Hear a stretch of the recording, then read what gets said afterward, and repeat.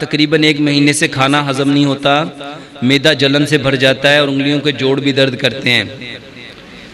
इसका बेहतरीन इलाज, अगर हम सिर्फ़ और सिर्फ प्यारे पैगंबर जनाब मोहम्मद सल्लल्लाहु अलैहि वसल्लम का जो खाने का तरीका है, अगर हम उसको अपना लें तो मैदे के जितने अमराज हैं मेरे भाइयों वो सारे के सारे ख़त्म हो सकते हैं। मैदे के जितने अमराज हैं, इसको समझो, आज से कई हजार साल पहले एक शख्स आए थे, उनका नाम हकीम लुकमान है। अगर कुरान में अल्लाह ताला किसी का नाम इज्जत से ले दे तो वो हमारे लिए काबिल एहतराम हो जाते हैं। हकीम लुकमान का सिर्फ नाम नहीं आया, बल्कि एक पूरी सूरत हकीम लुकमान के नाम की उतरी।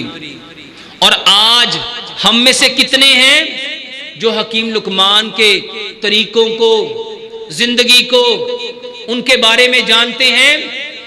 मेरे भाइयों, पूरा यूनान, ये जो तिब्बे यूनानी है, ये जो ग्रीक, उसमें पूरे का पूरा यूनान आज हकीम लुकमान के तरीकों को फॉलो कर रहा है और अपने मसाइल को हल कर रहा है। हकीम लुकमान ने फरमाया था अपने बेटे को नसीहत करते हुए, ए बेटा, दांतों का काम कभी आंतों से ना लेना, दांतों का काम कभी आंतों से ना लेना।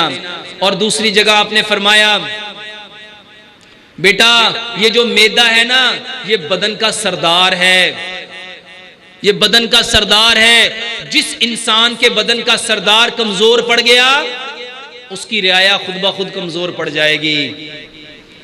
मैदा सरदार है, सरदार कवि होगा, खाना हजम होगा, खाना हजम होगा तो ताकत मिलेगी, दिमाग को भी, दिल को भी, फेफड़ों को भी, गुर्दों को भी, आंतों को भी, हड्डियों को भी, गोश्त को भी।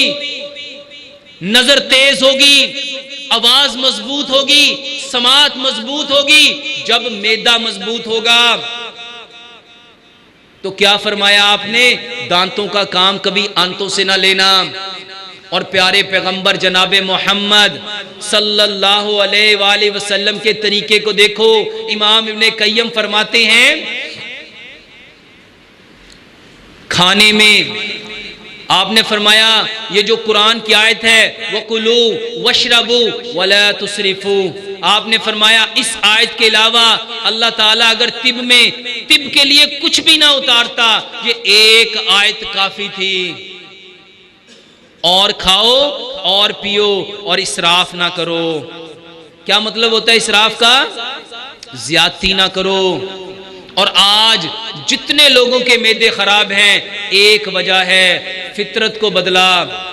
मेरे भाई, अल्लाह ताला ने पूरी कायनात के जानवरों को देखो, सारे जानवर फितरत के मुताबिक जिंदगी गुजारते हैं। कोई जानवर खाने में पानी नहीं पीता, इसीलिए बीमार नहीं होता। और हम लोग पानी क्यों पीते हैं? क्योंकि हम खाने को चबाते नहीं। 2-4 दफा चबाया, निगलने की कोशिश की, हलक में खाना अटक गया, पानी के साथ उसको आगे धकेलते हैं। सिर्फ तरीका समझ लो, खाना खाने से आधा घंटा पहले पानी पियो, खाना खाने के 1.5 घंटा बाद पानी पियो और एक लुकमे को 32 बार चबाओ। जितने दांत हैं, आज की मॉडर्न मेडिकल साइंस कहती है दांत 4 तरह के हैं, 1 नोक वाले, 2 नोक वाले, 3 नोक वाले, 4 नोक वाले। 1 नोक वाले का काम है काटना, 2 का काम है फाड़ना, 3 का काम है चीरना, 4 का काम है पीसना। काटना, फाड़ना, चीरना, पीसना, ये काम था दांतों का। क्योंकि अल्लाह सुब्हानो तआला ने दांतों को बनाया कैल्शियम का, स्टोन का, पत्थर का, और मैदे को बनाया फाइबर का। इसीलिए हकीम लुकमान ने फरमाया था, बेटा, दांतों का काम कभी आंतों से ना लेना। अब जो काम दांत कर सकते हैं, क्या मैदा कर सकता है?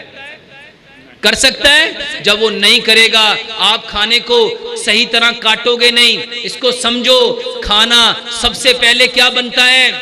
छोटे छोटे टुकड़े बनता है। अगर 32 बार खाना मुंह में चबा लिया गया, च्युइंग कर लिया गया, तो सच बताओ वो मुंह में क्या बन जाएगा? पानी बन जाएगा। मैदे को काम करना पड़ेगा। मैदे का बेहतरीन इलाज है, खाने में पानी छोड़ दो। कोई जानवर खाने में पानी नहीं पीता, इसीलिए बीमार नहीं होता। और खाने को 32 बार चबाओ, खाने को 32 बार चबाओ। और तीसरी बात मेरे भाइयों, कोई जानवर असर के बाद खाना नहीं खाता। कभी देखा किसी चिड़िया को, किसी कबूतर को, किसी लाली को, किसी परिंदे को, किसी जानवर को कि वो असर गुजरने के बाद आपको जमीन पे नजर आए? वो कहां होते हैं? वो अपने घरों की तरफ उड़ने की तैयारियां कर रहे होते हैं। और मगरिब के बाद तो कोई परिंदा नजर ही नहीं आता।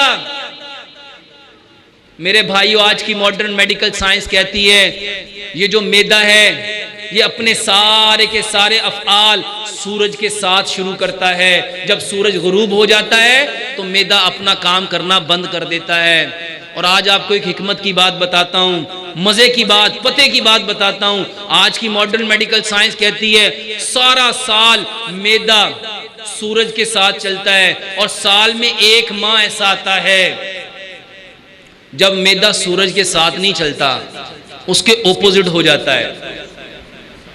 उस वक्त वो क्या करता है?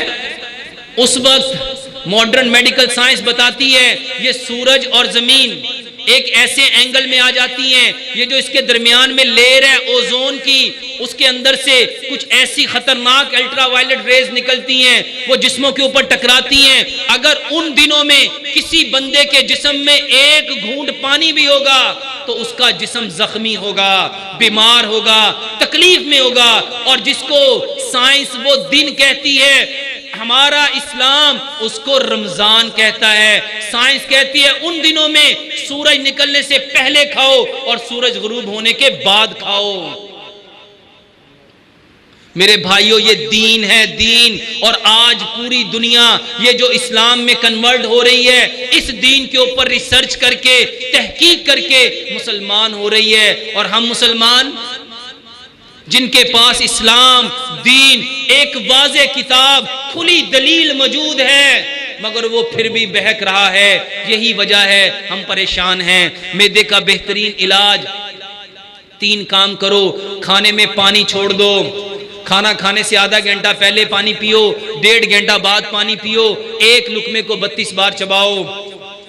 सुबह का खाना 60% खाओ, दोपहर का खाना 30% खाओ, शाम का खाना 10% खाओ। इसको समझो प्यारे पैगंबर जनाबे मोहम्मद सल्लल्लाहु अलैहि वसल्लम के तरीके से आपने जिंदगी में जो भरपूर खाना खाया है वो सुबह के वक्त ही खाया है। जर्मन का मकूला था, जर्मन लोग कहा करते थे ब्रेकफास्ट लो किंग की तरह, बादशाह की तरह, लंच लो प्रिंस की तरह, शहजादों की तरह, और रात का खाना लो बैगर की तरह, भिखारियों फकीरों की तरह। मेरे भाइयों, सूरज जब सुबह उठता है, सूरज निकलता है, उस वक्त खाना मैदा पूरी ताकत में होता है। वो जो खाएगा भरपूर ताकत देगा। इसको समझो 50 साल पीछे पलटो, पंजाब का कल्चर था, पराठे कब खाए जाते थे, बौंग कब खाई जाती थी, ये जो सिरी पाए थे किस वक्त खाए जाते थे, निहारी किस वक्त खाई जाती थी, मगज किस वक्त खाया जाता था, ये लस्सी दही पराठे ये हम किस वक्त खाते थे? सुबह के वक्त। सुबह के वक्त ये चीजें जिस्म को तकवीयत देती हैं, ताकत देती हैं। मैदा पूरा उसको हजम करने के लिए अपनी सारी सिक्रीशन देता है। मगर क्या हुआ, हमने यूरोप को फॉलो किया, जिस तरह वो सुबह उठते ही लाइट सा ब्रेकफास्ट करते हैं, 1 कप चाय, 2 स्लाइस, 1 ऑमलेट के साथ, हमने भी उनकी नकाली करना शुरू कर दी और अपनी फितरत को, अपनी असल को, अपनी जबिल्लत को, अपने कल्चर को हमने छोड़ दिया। इसी वजह से परेशान हैं। मेरे